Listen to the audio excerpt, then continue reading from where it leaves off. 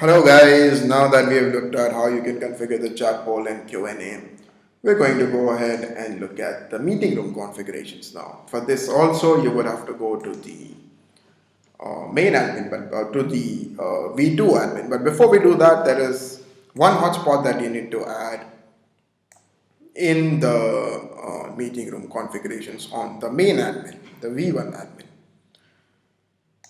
So under menus, you've got something called as a meeting room configuration.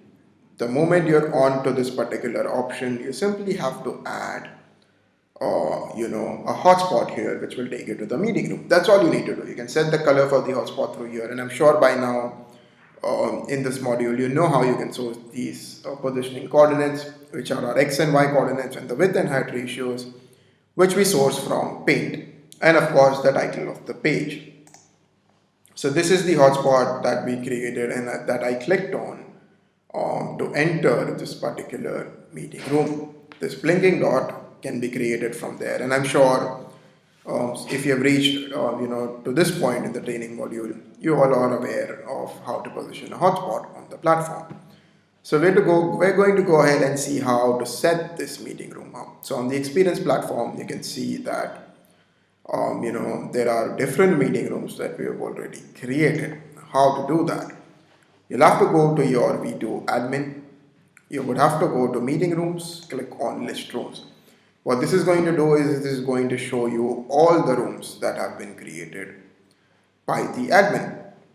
If you notice, there is an option here that says allow user to create rooms, which has been disabled, which is why there is no option to add a room here. Now, if I go ahead and click on this option, what it's going to do is it's going to allow people to create their own meeting rooms. Now, this is the users, and this is the front end. This is what the users will be able to do.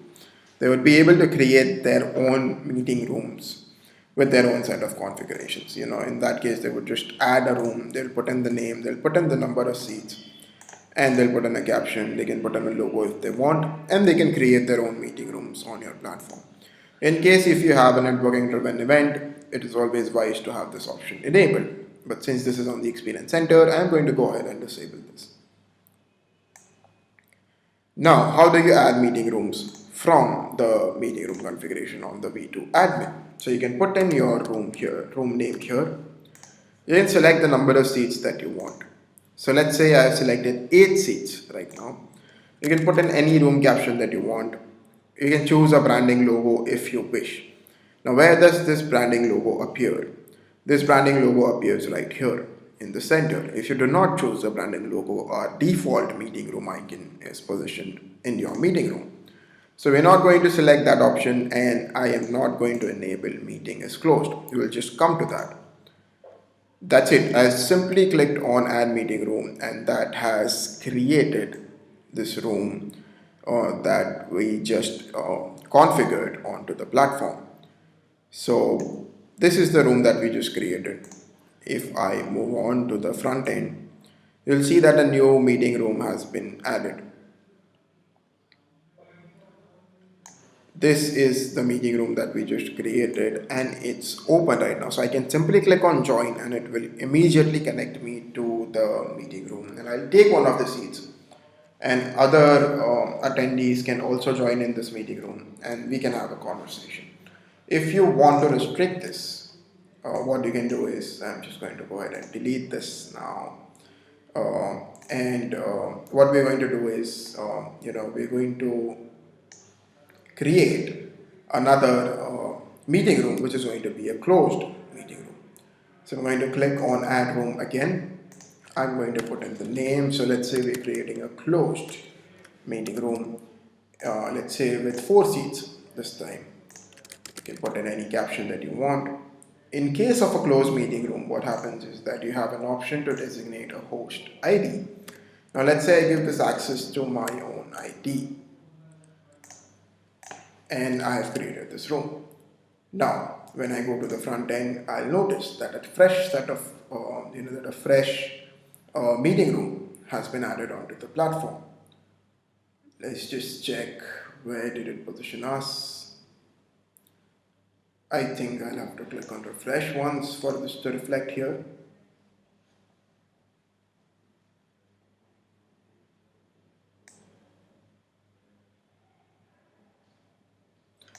This is the one that we just created. Now, because I am the host, it is giving me the option to join. If you notice, I gave the access to the ID that I'm logged in with. In case if I'm not, if there is a room which does not have the designated host online on the platform, this is the prompt that you're going to get. That host is not there in the meeting room. In that case, you cannot join that particular room since that is private.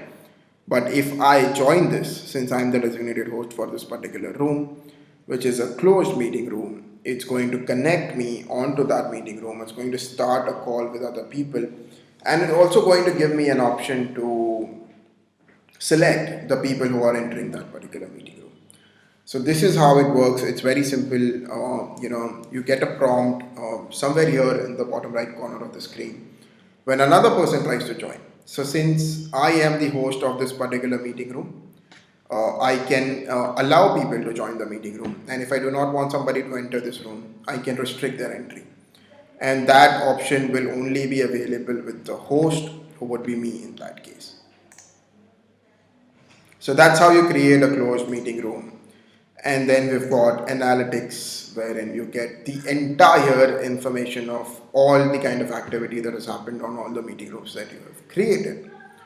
So you can get your, the name of the person and the email ID and the time that they joined in at. So this is where you get the entire analytics of all meeting room activity.